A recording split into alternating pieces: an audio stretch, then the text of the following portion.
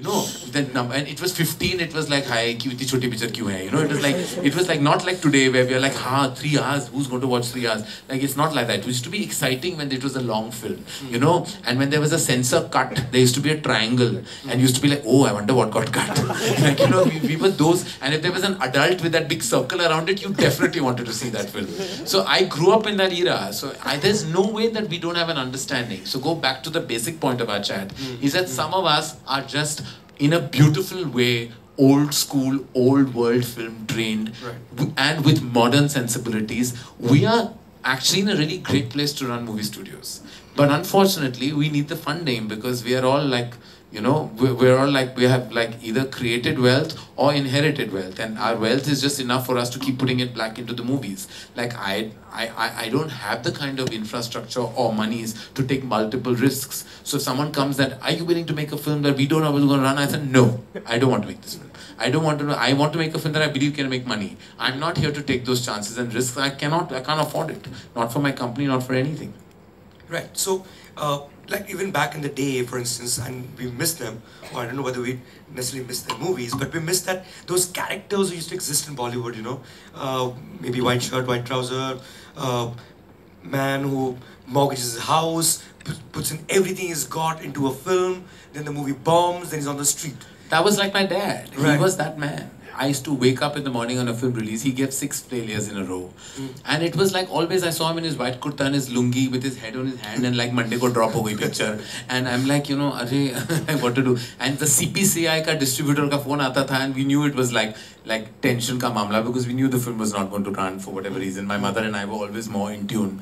I've seen that happen, that old school world of filmmaking. As charming as it was very heartbreaking. Sure. Because, you know, those were also tough days where we've actually literally, I mean, I know for a fact, like my dad has actually had to sell a piece of property of his to make up for the losses of a film. It's happened in front of my eyes. Those were financer days where you paid interest, you got finance, private finance, put it, and everything was riding on that, where you dealt with not managers, but star secretaries, and everyone spoke Punjabi. It was the industry language in the 80s. Like, for some reason, I thought that there was nobody no other community who made movies, because my father only spoke to people in Punjabi. Actors spoke Punjabi, distributors spoke Punjabi, and you know, and those Punjabi distributors used to say funny things, you know, on the phone. So it was like, I still remember, I thought Kuch Kuch Hota was like a big hit. And I got a call, the Bihar distributor called, and I was preening like a peacock in those days because I thought I had made this big ball.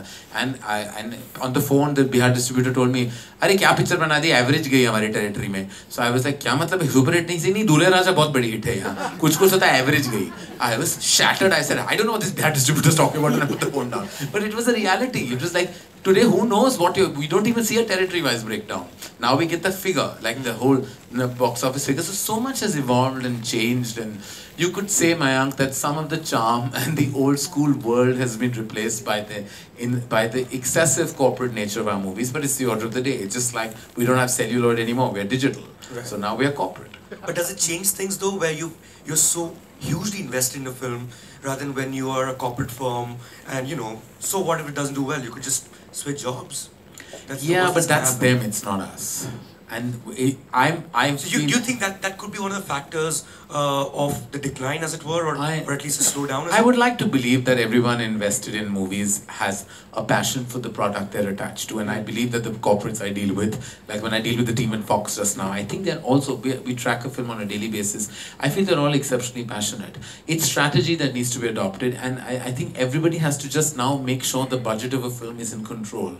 Once you have that, there's no way that this industry can't maintain its strength. It's the budgets and the ridiculous investment that you know is being put into a film that you know may not have a large eyeball audience. Like, you have to be very, very clever about those things, like, you know, and not fall prey into just big names, because there is no guarantee that big names equal big success. You have to be, it's also the theme of film you have to look at. Holistically, you have to look at a product and say, does this film have the bandwidth to do that number if this is what we're investing in? You need strategy, you need your resources to be intelligent about that kind of strategy, so you need to do that. You will lose money, perhaps, in movies, but the losses should not be so monumental that you'd want to shut shop. But back in the day again, and up until, in fact, even 7-8 years ago, Karan, I mean, if a Spielberg movie came out, none of you would care, right? I mean, it's okay, fine. Some Hollywood movies coming out. And suddenly, like for instance, last year, up until the first half of the year, the biggest hit, or the only 100 crore movie, was Fast and Furious 7. But even now, a Spielberg film will not worry us. But okay. Fast and the Furious will. But did it worry you? Would it have worried you? Say, no, not at all. Not at all. Because so as I said, right? The multiplex, the audiences, the lines are totally blurred. The thing is that that we have stopped. A lot of our content has become Me Too of what they do. If we updated our storytelling and made very strong thematic films that were actually not borrowed or Me Too versions, but created our own content, we can make our own Lord of the Rings. We need to make it our way, keeping our enormous culture in mind. We can make our own love stories with its own organic issues and problems. The thing is, what happens when we start emulating, then that's when you start losing an audience to better products of the same genre. You have to maintain, and I'm saying it progressively. You can, when you make a Piku, it's an amazing indie film. It's outstanding. It retains its inherent value system or the culture of our country and does a spin. I mean, come on. We all know that, constipation is a big problem in our country because of the food we eat. But look at the spin-off on that film. Like, it's just amazing when you see a film or when you see a film like Nirja, which is a true biopic of a person of our land who was fought a brave story. These are examples. None of these are Me Toos of anything you've seen anywhere else. Nirja was no Erin Brockovich. It maintained its identity. And for certainly, Piku was not like Little Miss Sunshine or anything else. It maintained its own individuality. That's what we need to do, is retain our individuality, not sell our content or emulate our content with anything else. And we will always create our own work. It's the problems happen in movies is recently if our action films are all seeming like they're like poorer versions of things that are seen. So obviously an audience will run to see Fast and the Furious because they don't want to see something that is a substandard version of the very same thing in our land. So that has to be maintained. You have to maintain your individuality.